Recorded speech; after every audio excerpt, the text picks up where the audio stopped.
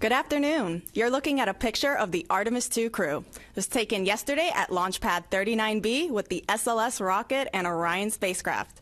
Our first launch attempt for the Artemis II mission is tomorrow, April 1st. The 2-hour launch window opens at 6:24 p.m. Eastern Time. Welcome. I'm Antonia Jaramillo, and this is the pre-launch news conference for the Artemis II mission.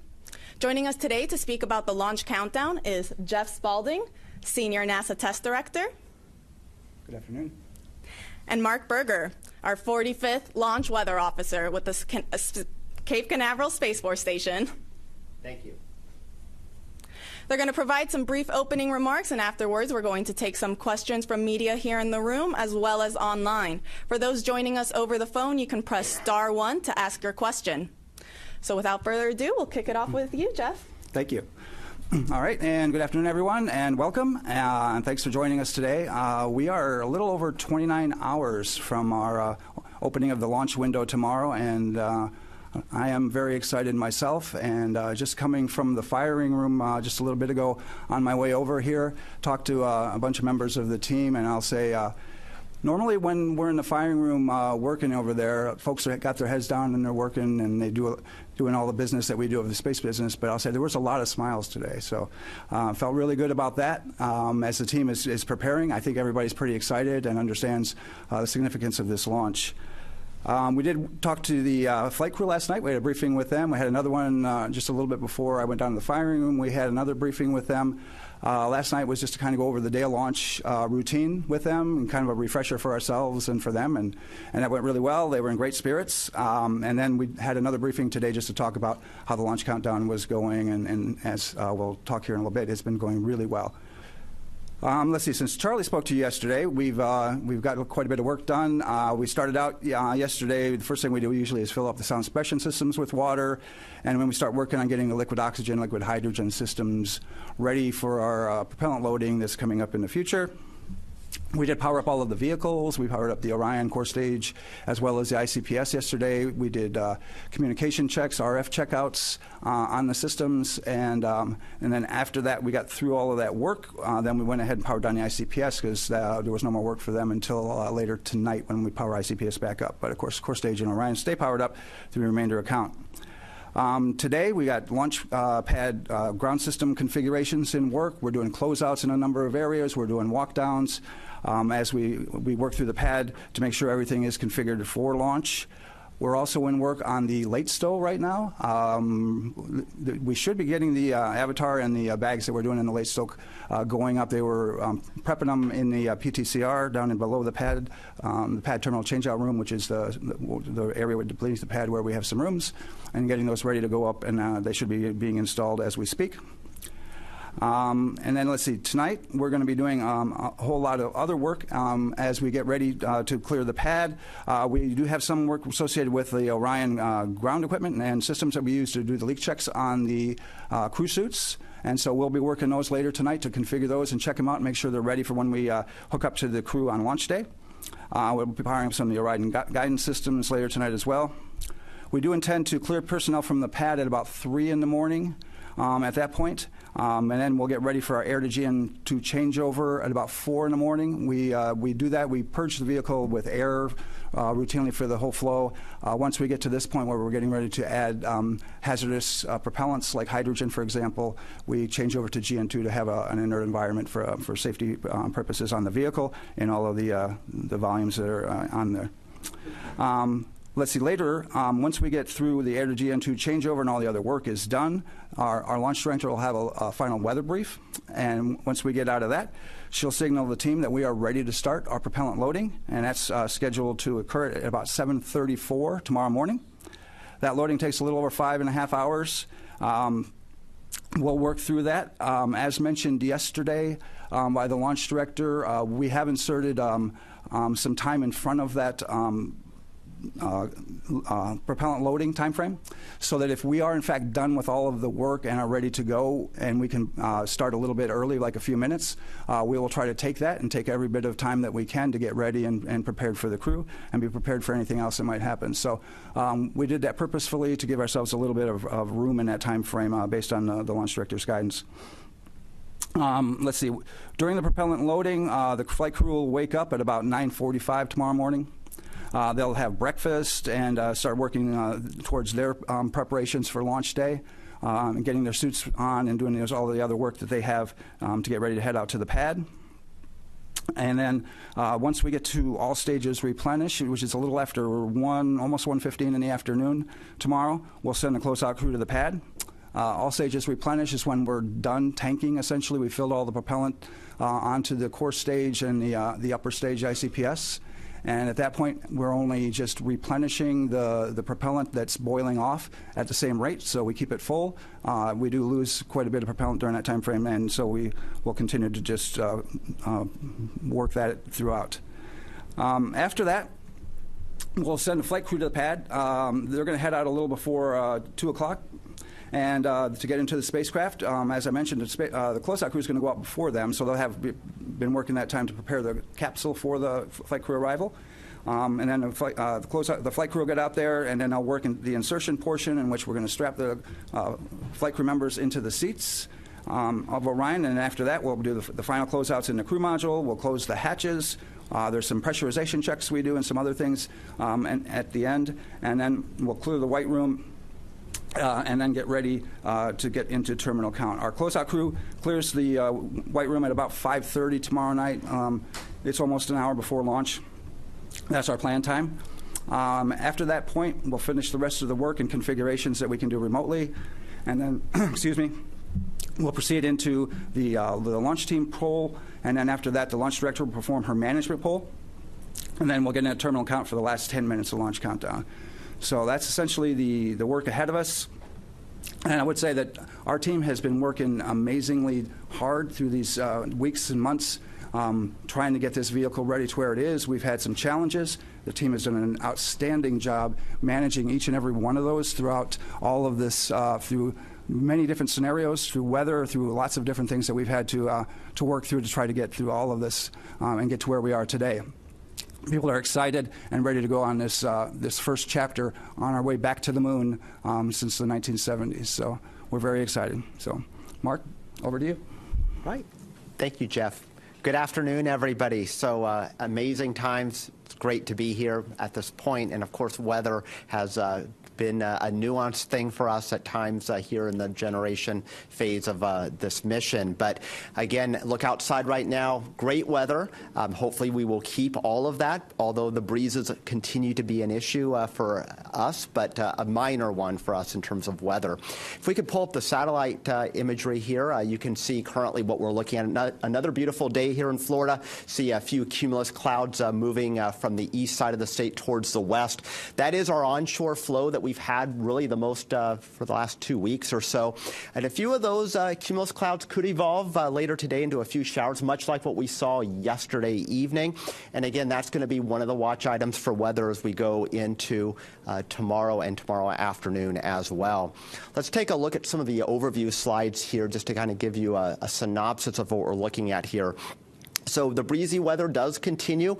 Again, Artemis is a very resilient vehicle, so despite the breezes, it looks like that concern is a minimal concern for our day of launch. Lightning risk with any sort of showers that we have is quite low, generally only on the order of 5 to 10%, and that would be generally during the late afternoon, and any of that activity pushes towards Orlando after that. So again, it leaves us in a better spot here for our launch opportunity. We take a little bit look at what else could potentially be of an impact. You may have heard about the sun. It's become a little bit more active. Here over the last day, we've had a solar flare erupt, but again, no or minimal impact for us out of that, as most of the energy is not earthward facing. So again, we continue to look good in that department as well. We look towards backup opportunities. So for whatever reason, if we can't utilize tomorrow, the weather, of course, is a changeable entity, and we do have a tendency to move towards somewhat less favorable through the rest of the week. It isn't a huge drop-off, but again, kind of a little bit more of a situation where we'll have to monitor those feisty cumulus clouds and potentially a few showers and breezes as well. So we go to the next slide, please. And again, I just wanted to bring this up real quickly with the sun. So this was an image here from this morning. Again, the area that's circled on the solar disk, that is the area that we were watching that produced a solar flare yesterday. Again, it's directed most of its energy away from the Earth, and in fact there's been no response in terms of the particular particles that we look at that could influence the launch vehicle. And so by this point, or within the next couple of hours, if we don't get a response at all from our satellite data, then that threat will have waned as well. We'll still have to watch that sunspot group, however, because it is rotating off towards the center of the solar disk. So again, this flare not a concern, but should there be additional ones, that will be something that we'll have to monitor a bit. But again, at the current time, I see no issues in terms of our launch capability for that. Next slide, please. All right, and taking a look at our cross-section. So we meteorologists like to look at the atmosphere not only on maps, but we also like to look at what's happening through the depth of the atmosphere and with time. So here at Kennedy Space Center on this graph, you can see the metrics there, altitude there, going up into the atmosphere basically to the level of what a jet aircraft would fly. And then in time, we go from left to right from today through the weekend, including our launch opportunities. So the green on this map, which pops out here, is just a moisture profile. It doesn't necessarily mean rain. It just means that there's a little bit more of a predisposition for more clouds and rain. You also see the winds on there. Those are the black lines that are there with the little barbs on the end of them. So that gives us an indication of wind speed. So right now we're out of the east-southeast. We'll generally remain in that direction. We might back a little bit more to easterly winds as we go, but generally speeds in the 15 to 20 knot range, which again does not violate any of our liftoff weather constraints there. You do see superimposed on there the various launch opportunities, including tomorrow as the primary window, and then the next 3 days. So you do see a day-to-day fluctuation with that moisture content. On any given day, we'll likely get a few showers to develop off of that. But again, with the onshore flow, most of those showers with the sea breeze each day, which tend to be the more vigorous showers, will move off towards Orlando.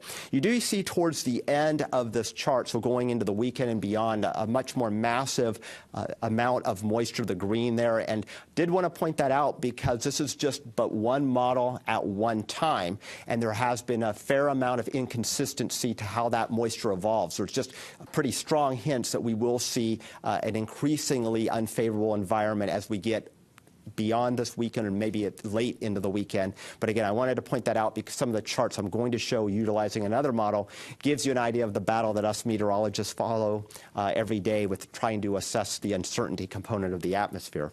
So next slide, please. All right, so this is for tomorrow. Again, the green blotches here would indicate rain. You can see still an onshore flow. You do see a little bit of green to the west of us. Again, that would be sea breeze-driven activity that has moved off towards the west during the late day hours. But still, if you squint hard enough, you can see a few green blotches lurking in the Atlantic waters. Again, much like yesterday evening, if you were out and about, the few showers rolled in. That is certainly a possibility for us, again, for tomorrow evening. Next slide, please. We are now in range, though, of some of our more high-resolution model guidance. So this indicates two different models that we look at here for the opening of our launch window for tomorrow evening. You can see some of them showing a few blotches of showers offshore, particularly the model that's on the left there. The right is mostly clear for us and has more of the showers, again, to the west of us. And again, in this pattern with an onshore flow, any showers that we have will move from east to west there. So again, it looks pretty good. Even if we have showers around, we have a 2-hour launch window, we should be able to shoot the gap between those showers, and none of these look particularly vigorous. Again, as I mentioned, the risk for lightning, which would expand our standoff distances as far as us launching a vehicle, looks pretty minimal for that threat for tomorrow. Next slide, please. So putting the graphics into numbers here, still maintaining a 20% chance of a no-go condition during the launch window. So the optimistic side of me says that means 80% chance of go here. Again, isolated showers wandering around, but again, a lot of real estate between those showers in all likelihood. So again, we should be able to find some clear air to launch Artemis II. Again, there's those winds out of the east-southeast, 15 to 20 knots, mild temperatures there. And again, the order of concerns from the weather standpoint here, cumulus cloud, and then winds would be a secondary threat, and then a much more distant threat would be solar weather. Again, the current flare, not a concern. It would be if there were any additional ones that form on the sun, potentially we would have to watch those. So let's go into the next day for our Thursday. Again, pretty similar pattern, still onshore flow. It does look a little windier, again, so that is an additional concern. And you also see a little bit more green, at least in the area. So again, I do suspect that a Thursday evening attempt would have a little bit more weather to deal with. So a POV of roughly 40% is what I'd be advertising for a Thursday evening launch attempt. Again, very similar concerns with the cumulus clouds and the winds as well. And then the next day, going into our Friday to close out the work week here, again, you see very similar pattern, winds still in that roughly 15 to 20 knot range, and easterly or southeasterly, and still some green blotches out over the ocean. So again, that's a hint that there'll still be enough moisture to generate some showers. But there does, again, look to be more breaks in that weather for Friday. So POV would go back down to 25%. So roughly in the same ballpark as tomorrow for Friday. Tomorrow still looks to be probably the most optimum day of the lot. And then finally, going into the weekend for Saturday, again, this is what I pointed out on that cross-section in my earlier slides, is that moisture fetch that was shown later in the weekend on that model, you can see it's a lot closer to home as we go into Saturday. It's actually spilling some of that moisture in towards us. Again, this is probably the most aggressive model at that. So again, just part of that uncertainty component that we deal with when we have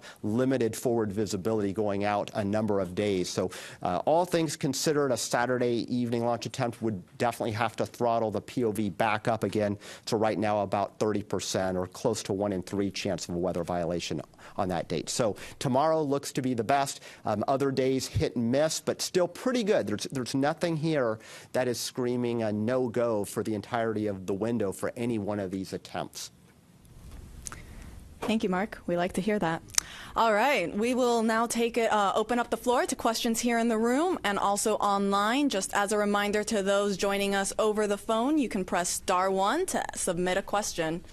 All right, we will start with Bill Harwood. Hey, Bill Harwood, CBS News. Jeff, good to see you back here again from your shuttle days. It's been a while.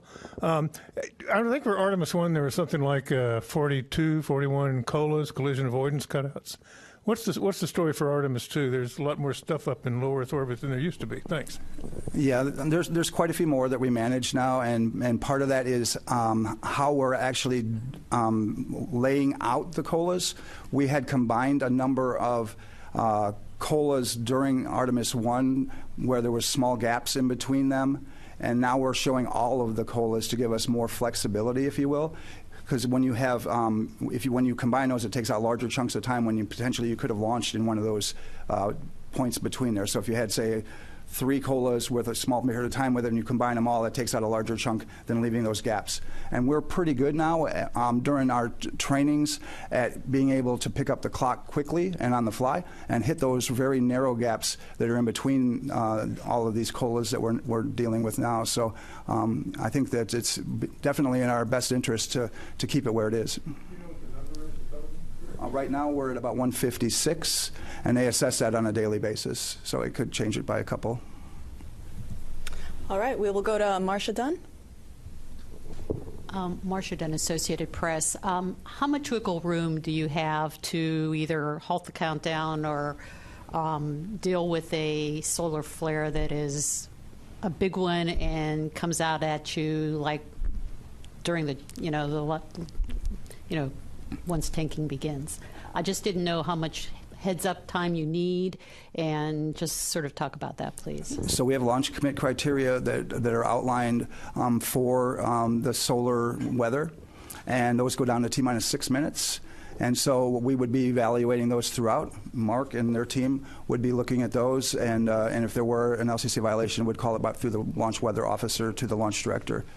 Mark, I don't know if there's anything you wanted to add there, but yeah, I'll add a little bit. That's exactly right. And just to give you kind of a background, currently our satellite data from this most recent event that erupted yesterday, as far as the actual particles or protons that would potentially impact a launch for the vehicle, we're running about 2 orders of magnitude below our constraint, and that's just barely above background levels. So again, we have a lot of time to see the response, and in fact, these particular particles, the protons, they are laggards. So if there's an eruption, we'll get the X-rays first. Those will be detected by satellite, and then the protons follow, and those are the ones that are a little bit more nuanced in terms of the actual ability to launch. You know, those are where the constraints are based. So we do have lead time for that.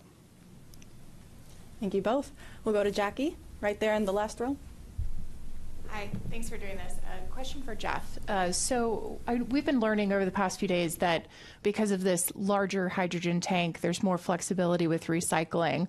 But we also were told that if you have to hold or abort for weather or a technical issue after T-5 minutes, that you can't do a same-day recycle. I was wondering, can you walk us through that? Why is that T-5 minute mark significant? And we'd just love to hear more about what is and isn't possible during terminal count. So the main driver in a recycle is the amount of time that you have, because a recycle does take a fair amount of time. For us, it's about 75 minutes. If we've gone all the way through from 6 down to about a minute and a half, or even down to 33 seconds, and we've been in that time frame, it can take us as much as 75 minutes. It takes less than that the closer we are to 6 minutes, because that's when we stop actually topping off the tanks at that point, and we shut everything off and it's boiling off. And so, but the 5-minute constraint, it's not really a constraint there for us as to whether we can or cannot. We can do a recycle as long as there's enough time in the launch window to perform it. We can do a recycle all the way down. The only constraint we have is if we get inside of T-minus 33 seconds and we have a cutoff, then we're going to have to scrub for the day, because we can't recycle from after 33 seconds. All right. We'll go up front right here. Yes, Bert Dicht from Ad Astra Magazine, National Space Society. We often hear that about 400,000 people were involved with the Apollo program, and certainly tens of thousands have been involved with Artemis. As we get ready to the launch, I just want to recognize the workforce and see what's their mood as I know they're focused in their jobs, but how are they all feeling? Well, the people that I get the pleasure to work with and talk with are extremely excited. We have a large mix of young and more seasoned people like myself, and as such, everybody understands the significance of this mission, and especially the flight crew. But the team that I get to work with, they come in every day, and people are concerned sometimes that we are working so hard towards these milestones and things, but there really isn't. People love coming to work. They love doing this job, and that's why they're here, and they work through it every single day to get us to this point. I think everybody understands what our mission is, and that's to get back to the moon, and we're going to establish a presence there in the very near future. And the fact that we've changed direction and been able to get some additional launches, that really changed the calculus for a lot of people as to what we were doing and how we were going to get there and the things that we're going to do. So I think there's a lot of excitement and fervor within all of the groups that are out there, but especially here at Kennedy, the folks that I see are very, very excited to get on with this mission and get started with the next one. And we got boosters coming in a month, so we're going to be looking for that. Thanks, Jeff. We are excited. All right, we're going to take some questions over the phone. We have Ken Chang with the New York Times. Thank you. This is from Mark. I was just wondering, when you say there's a 20% probability of violation, is that 20% for the entire 2-hour window, or is it 20% that there will be a red during the window? And if it's the latter, can you say what the chances are that there would be a launch opportunity? Thank you.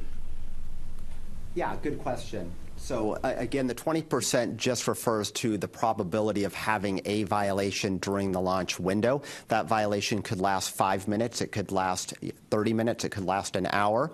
In this particular setup, I would imagine that if we get a violation, generally cumulus cloud would be the most likely candidate, probably in and out inside of about 30 minutes. And then again, as kind of the high resolution models hinted to and what the pattern supports, likely we would have additional opportunities within a 2-hour duration window. Thank you. Next up, we have Christopher Mick with the Hudson Star Observer. Thank you for the information today and for holding this briefing. I just wanted to ask a follow-up kind of on the weather hold question. I know you can't completely control that with where you are in the count, but I think you mentioned, Mark, in the 2-hour window, there's some bands of green that could potentially be coming through. Is an optimal situation? Could you kind of walk us through? Is that like holding at 10 minutes and then you're waiting for that band to move through and proceeding on from the 10-minute mark? Is it at 20 minutes? Is there kind of a what are the opportunities for kind of being the best to hold at? As far as the holds go, we have very prescribed holds as to where we can hold. Generally, if we have a weather constraint, we're going to hold it T-minus 10 minutes. We won't pick up the clock from there generally if we have a weather constraint. If we are counting between 10 and 6 minutes, we can hold at 6.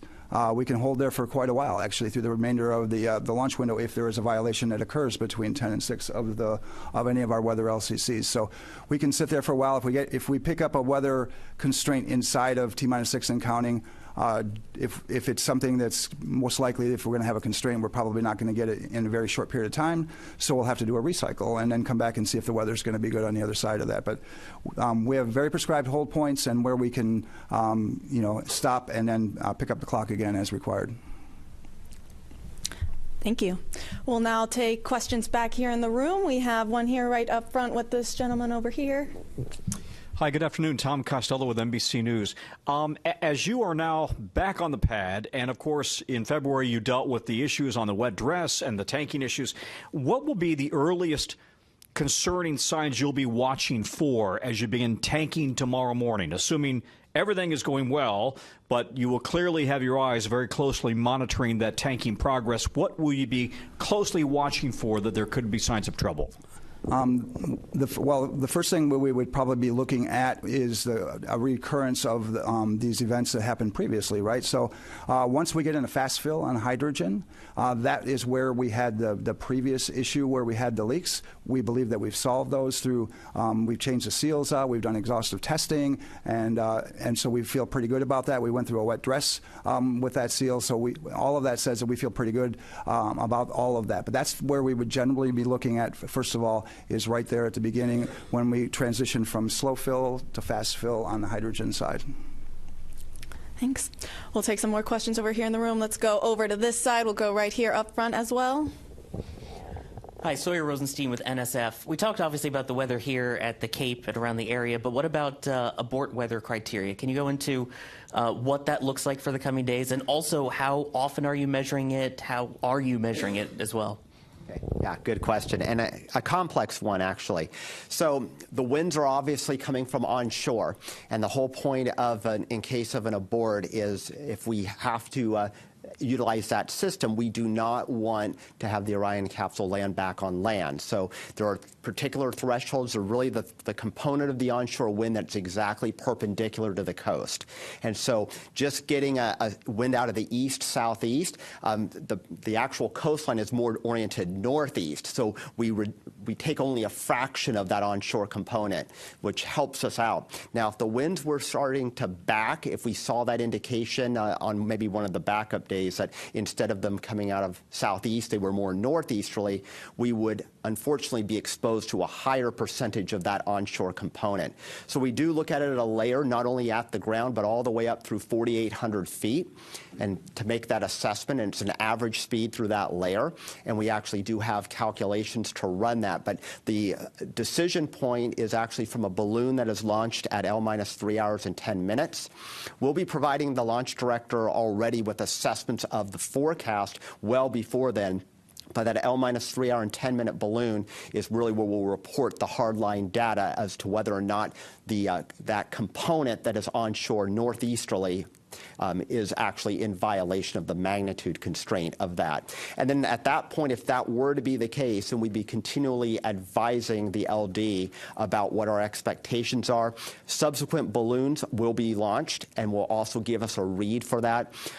In addition to balloons, we also have the 915 megahertz sounders that we have, which also give us real-time assessments of what the wind direction and magnitude is. So we have a number of ways to address this. So even if we were to proceed deeper into the countdown, weather, of course, changes. And so the forecast component plus the actual hardcore balloon data and the sounding data gives us that ability to make a forecast and provide numbers. So it's possible at one point in the countdown we could be technically unacceptable for that low-level wind abort constraint, but then evolve to be acceptable or vice versa. Thank you, Mark. We'll go ahead and take then the person right behind him. Tim Dodd, Everyday Astronaut. Can you give us a quick little refresher on if we do go through an entire launch window tomorrow, and we might be holding for weather or whatever, we do have a 24-hour recycle capability for Thursday. Is that correct? And/or if that's not correct, what does the return around look like? And if we do burn up a 24-hour recycle, what then are we at 48 hours for the next attempt? Can you just run me through the full reset situation? Sure. And we generally would refer that as more of a scrub than a recycle, because our recycle is that time that we have a second attempt. But for our scrub plan, we have opportunities. Right now we're set up for 48 and 24-hour capabilities throughout. We have 4 launch attempts available to us in 6 days. And we'll take a combination of that. As mentioned yesterday, our launch director mentioned our sort of baseline or preferred method is to do a 48, then into 24, and then followed by 48, and that to set us up for LOX tankers. But there are a lot of other factors that come into that. If, in fact, we have weather or other types of things that may say that second, if you wait 48 hours, those aren't good dates. So there's a whole lot of factors that come in to that evaluation when we determine the date. We set up for dates, and then we adjust as we need to based on what happened during that kicked us out for the scrub or any other types of things. So, but we have capabilities for 4 attempts in 6 days, and I need to have a couple of 48-hour scrubs in there so that I can take tankers for the liquid oxygen system. Thanks. We'll now go to the other side. We'll go right up there. Hi, Robert Perlman with CollectSpace.com. There's a long history dating back to the Apollo era guys of pulling pranks on launch day with the launch team and with the launch team pulling pranks on the flight crew. And given that tomorrow is April 1st, I was wondering if, maybe without spoiling anything, if there's been any talk about that or whether there's actually been a decision to not do that and stay away from that. So I am not aware of any pranks that anybody intends to pull on the flight crew or in the launch team itself. So I think I'll just leave it at that. But I'm not aware of any, and I'm hoping that we just stay focused on the launch tomorrow. So that's our plan. Good plan. All right, we'll go to Ken Kramer over here. Oh, or to that gentleman instead. We'll get you next. Hi, Jeff Faust of Space News. For Mark, if there is another CME, solar event of some kind, how much time do you need between when it's detected to provide sort of the all clear or say that it is, in fact, in violation of conditions? I'll tell you that it really, solar forecasting makes terrestrial forecasting look easy. So, of course, the sun is, an entity that has almost a mind of its own. But the first initial indication is a surge in X-rays that arrive roughly 8 minutes after the event. But the protons, which are one of the constraints for launch, those lag some time. It could be in the order of a number of minutes to hours, and then potentially any sort of additional flare, of course, we'd be watching real time on satellite data. So sometimes those are pretty quick fuse or quick turnaround events, but oftentimes in this kind of situation, the spike would happen pretty gradually. So you'd see an uptick in those protons, and then eventually that would be a precursor to a more concerning surge. But again, right now we're hovering right around background levels, and it takes actually quite a bit of energy directed towards towards the Earth for us to even get close to those constraints. And right now where that sunspot group is, it's still kind of out on the limb. Talking to the experts at NOAA's Space Weather Prediction Center this morning, they're the ones who monitor this and forecast this, though they're definitely more in that lane than I am. They also see kind of about a 55% chance that we would get an M-class flare over the next 48 hours. That's a lower level flare. Again, probably not a concern at all. And then a 10% chance over the next 48 hours of an additional X-class. But again, that doesn't say anything of how that energy is directed, which at this point, that energy will have a preference to not be directed towards Earth. In a few days' time from now, if we were to get another flare from that sunspot group as it rotates towards the center of the solar disk, that would be something that would predispose us to getting a little bit more of that energy. But as far as whether or not that's actually enough to trick a constraint, that's still a pretty high bar to reach. Thank you. We'll now go up front right over here. Hi, thank you for doing this. Ken Kramer, Space Up Close, for Jeff. Tell me, I'm very interested to know about the LOX and the hydrogen testing that you're doing. You mentioned you're doing a little bit, I think. Can you go into some detail? What are you doing to ensure the best possible outcome so that we don't have any leaks, especially of hydrogen? Well, that was essentially the purpose of, excuse me, our WDR2 as we went through that. And then likewise, we had done it. Yeah, out of the pad. When we're back, we do a number of different leak tests and pressurization tests and decay checks and those types of things throughout the system. We do more of those when we get to the pad. After we hook up the systems at the pad, we test the system from end to end for the same types of things. As far as on the liquid oxygen or system and on the liquid hydrogen system, both, we do what we call dew points, meaning we purge those to the point where we want to make sure that we have no moisture in the lines or at an extremely low level so that you don't have potential icing in the system. So we do all of these different things to make sure that the system is going to behave in the way we expect it to on launch day, and we've accomplished all of that to date, so we should be good. Thank you. We'll now take some questions over the phone. We have TJ Mascaro with the Epoch Times. Good afternoon. Thank you so much for taking the time. My question's for Mark. Can you please give a bit of a refresh about the cloud violations and the concerns behind them? Yeah, indeed. So cumulus cloud, which is the one that we're talking about here, and that's one of the Lightning launch commit criteria, that's actually the most commonly violated here on the east coast of Florida any time of year. Again, you walk outside most days, you'll see a puffy, what looks like a cotton ball out there. If that cotton ball gets more agitated and it grows throughout the depth of the atmosphere, that's when it starts triggering our so-called standoff distances that could cause an issue for launch. So as long as they're shallow and flat, not an issue to fly right through them. But they get up to certain levels of altitude, it could be as much as a 10-mile standoff distance between the rocket on its flight path or the launch pad and the edge of that cloud. And so, again, they have to get quite vigorous. They don't even have to produce the lightning to get necessarily at that 10-mile standoff distance.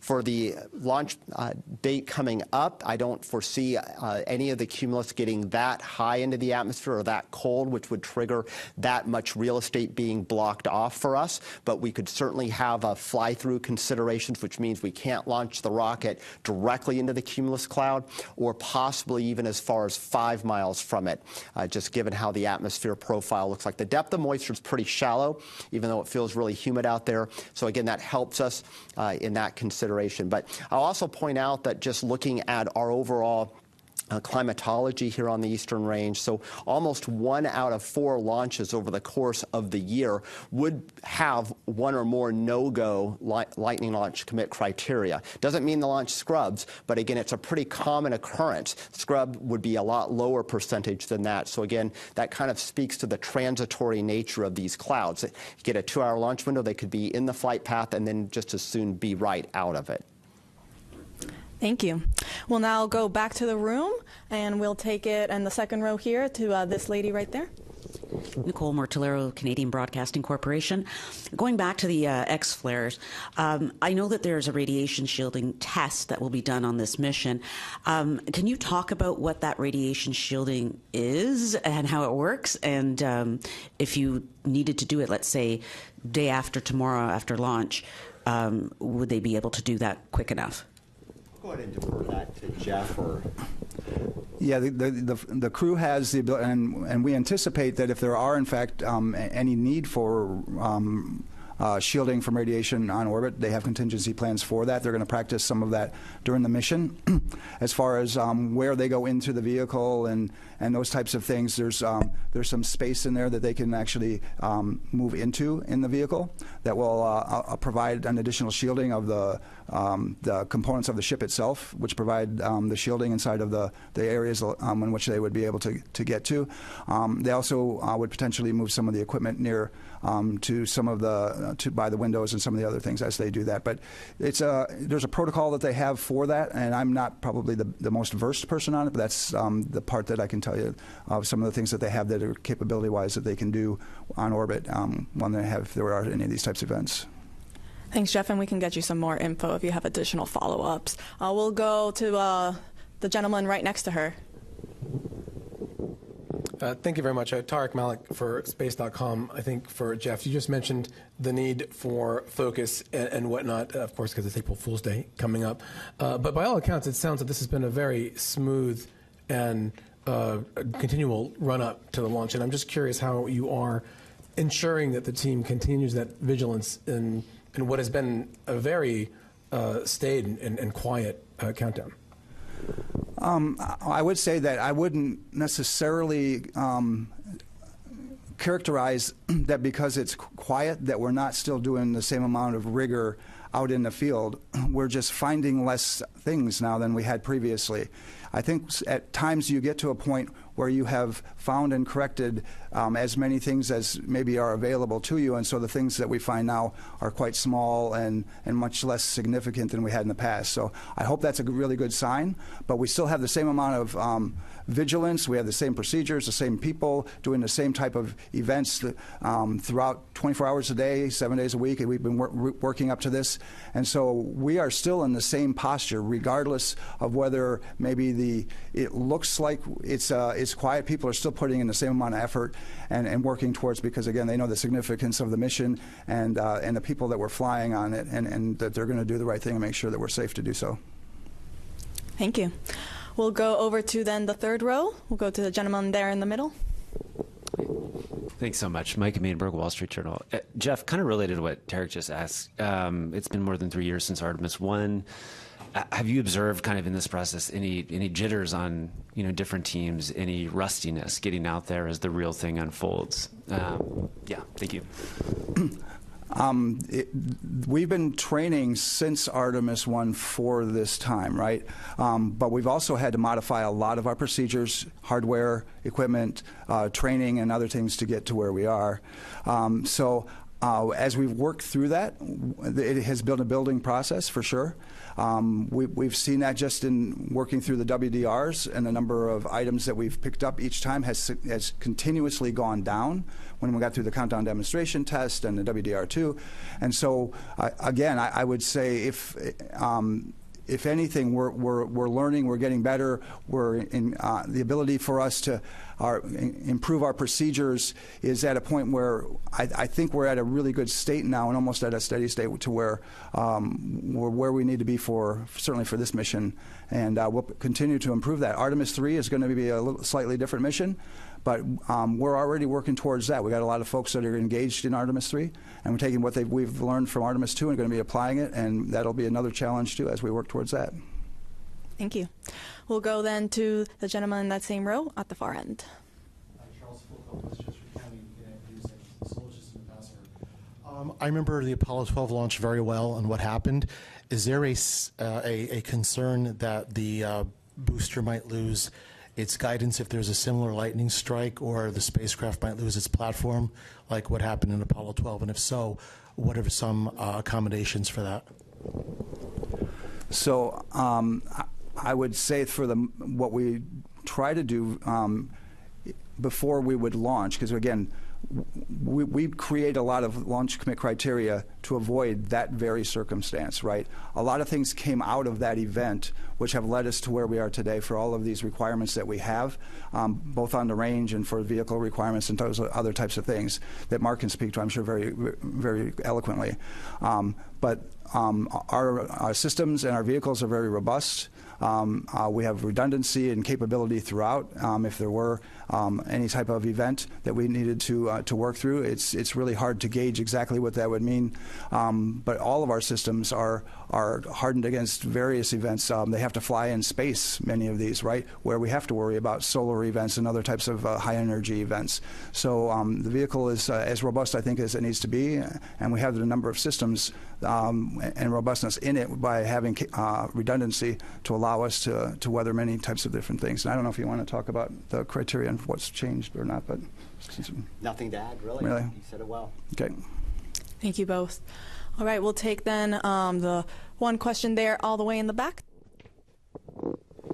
Hey, Nell Greenfield Boyce with NPR. This is for Jeff. So you've been involved in a lot of shuttle launches, but this one could go to the moon. And I'm just wondering, like, does it feel different for you? I mean, you look like you were probably a kid during the days of Apollo.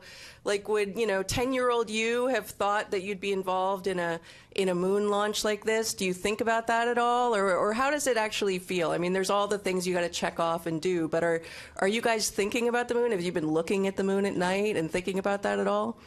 I'll just say from my personal experience, I have, right? I try to walk every day in the morning, and I look up at the moon quite regularly, thinking about this mission and the upcoming missions that are going to be coming right downstream. So I'm really excited about this. I'm excited going to the moon. I'm excited about establishing a presence there. It's something that I have had a desire for a great many years, and then to get humans back out to Mars as well. That's another thing that I had. Fortunately, I had the ability to work on some of the studies that we did in the 90s on the Mars missions and things. And so I have been looking for human exploration of the solar system for a very long time. And it's part of the reason that I'm actually still here is to continue to put humans into space and to get us back into this launch mode that we are, so that we can continue to explore and establish a moon base and then continue to work towards getting to Mars. Thank you. We'll go to the other side. We'll go right here in the second row to the lady right there. Hi, Brandy Campbell with Fox Weather. I have a question about weather, of course, from Mark. Just with your past experience with issuing these forecasts, when you have a similar forecast, so we are dealing with that 20% chance of a weather violation, do y'all normally get through that 2-hour window or just the window and have a successful launch? What have you experienced in the past? Well, of course, the forecast is perfect, so it's a 1 in 5 chance of us getting a weather violation. If we look at all the data over time, it comes out to being pretty close. But again, each countdown is different, so sometimes there's 20% that end up being no-go the entirety of the launch window. There's others, and most of them don't have a violation. So pretty close to that 4 in 5 times. And again, in a pattern like this where we have a moist onshore flow, I would be definitely thinking that we'll probably have showers around. Whether or not they get into the flight through path of the rocket, that's a whole other story. We're good because this time of year and this pattern doesn't lead to a lot of robust thunderstorms, so that does help us. It also eliminates a lot of lightning launch commit criteria, so that works in our favor as well. Thank you. We'll go over there to the gentleman in the blue shirt, the blue collar shirt. Hi, Pedro Palota from Space Orbit Brazil. You talk a lot about the weather for launch, but I would like to know about the weather for splashdown, and if is there a chance to move the launch day due to a better weather for the splashdown. I know we are a lot of days for the splashdown, but the weather can improve or get worse. So I want to understand what is the backup scenario for that. Do you want to talk the weather first? Okay. Yeah, I can speak a little bit to the weather. So we're not, at the 45th Weather Squadron, we're not specifically issuing a forecast for the Ascent Corridor or the Pacific here. We do have a team of forecasters that will be deployed out to the Pacific for the recovery. So they'll be watching that as well and assisting in all of that. But really for us here on day of launch, the only thing downrange that we're really looking at other than thunderstorms and the associated clouds and the lightning launch commit criteria would be what those low-level Orion abort winds would be on that corridor. We have colleagues out in Houston, Spaceflight Meteorology Group, that are assessing risk profiles going out across the Atlantic on ascent far beyond the Cape. Jeff, I'll let you speak to the rest of it. Yeah, and the flight team is part of that assessment that would be done on day of launch about the capabilities that we would have both for any kind of contingency landing, an abort once around, or any type of other event, and that folds into the launch day decision process as to whether we're going to make an attempt or not. We do have quite a bit of flexibility based on weather in the Pacific for those various scenarios. But that is essentially a launch day decision and would be part of the overall decision on whether we tank or whether we launch based on that weather criteria that coming out of the flight control team. Thank you. We'll go to the gentleman there in the back, to Stephen Clark. The Stephen Clark, yeah. So I am Stephen Clark with Ars Technica. Following up on that last question, have you heard anything from SMG about how the ascent corridor is looking? I know that's not within your responsibility, but what are you hearing about the downrange weather in the Atlantic? And also for Jeff, just want to make sure, I know the trajectory and the azimuth changes day to day. Does it actually change like minute to minute within the launch window, and how do you manage that, if so, with different conditions and different azimuths? Thanks. Yeah. So yeah, the azimuth does change, minute by minute. Luckily, it's a fairly small slice, so that was something we dealt with Artemis I as well. That impacts us because, of course, from a radar and launch lightning commit criteria, that sort of thing, we have to use those trajectories to decide whether or not a cloud would actually pose a threat wherever it is during the actual countdown. What was the first part of your question, please, again? Sure. Just what are you hearing from SMG about the ascent corridor? Oh, yeah, sorry.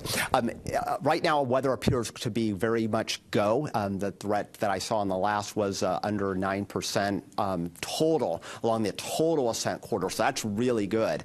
And in fact, the other aspects show decent weather continuing through a lot of the launch period. So having high pressure set up across the North Atlantic this time of year works in our favor. Thank you. We'll go over to Ada right there. Hi. Is there a defining moment in the countdown when the reality sets that humans are returning to deep space, and how do you experience that as a leader in this mission?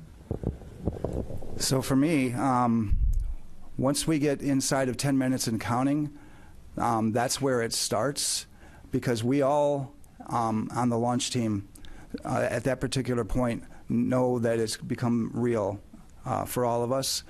We also know that we all need to be prepared to do everything we can to continue through that or to take any action that would be required. But it really starts to get real for me when we're inside of 1 minute. And when we're inside of 1 minute, to me, I feel very confident and very hopeful that we're going to go.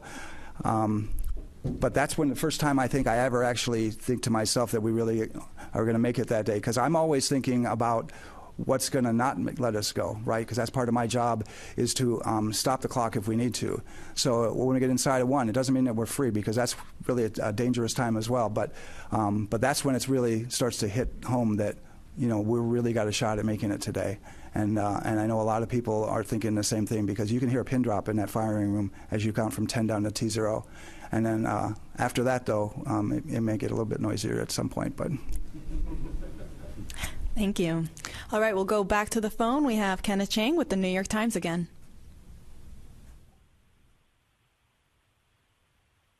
And Ken had hung up at this time. All right.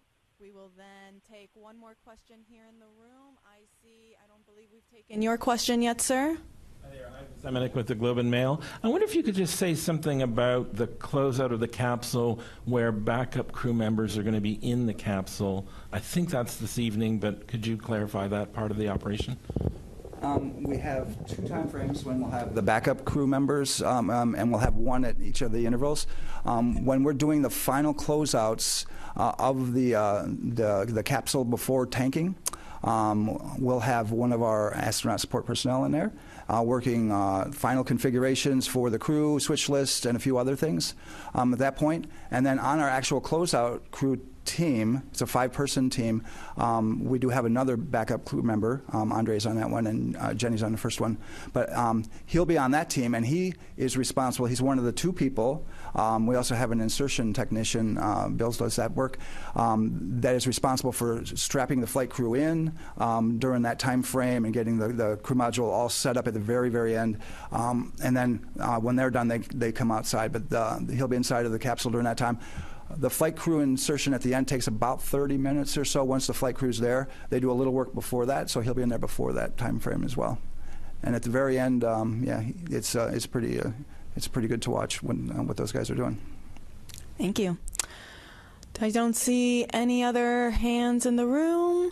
All right. Well, then with that, we will wrap up today's briefing. Thank you to our panelists for taking the time to answer all of our questions, and to the media here in the room for asking your questions. Artemis II is scheduled to launch at 6:24 p.m. Eastern Time tomorrow from Launch Pad 39B. That's the opening of a 2-hour launch window. You can watch our 24/7 live coverage beginning at 7:45 a.m. And you can, I think, see on your screen below how to watch nasa.gov/ways to watch. Thanks, and go Artemis. Go Artemis.